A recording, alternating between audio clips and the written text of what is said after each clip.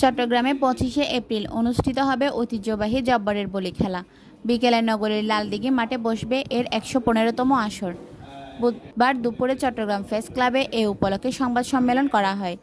এ সময় উপস্থিত ছিলেন আব্দুল জব্বার স্মৃতি কুস্তি প্রতিযোগিতার সভাপতি জোহর লাল হাজারী, সহ-সভাপতি ও স্পন্সর প্রতিষ্ঠান এনএসটি হোল্ডিংস লিমিটেডের ব্যবস্থাপনা পরিচালক সৈয়দ মোহাম্মদ তানসির, চট্টগ্রাম জেলা ক্রীড়া সংস্থার সহ-সভাপতি হাফিজুর রহমান, সাবেক councillor M A Malek, CJKS councillor Sarwar Alam মনি, বাংলাদেশ মুক্তিযুদ্ধ সন্তান কমান্ডো চট্টগ্রাম মহানগরের আহ্বায়ক শাহেদ মুরাদ সাকুসহ বিশিষ্টজনেরা।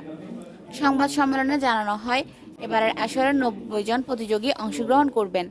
নগরের লালদিঘি মাঠে বিকাল 4টায় শুরু হবে 115তম আব্দুল জব্বার স্মৃতি কুস্তির প্রতিযোগিতা।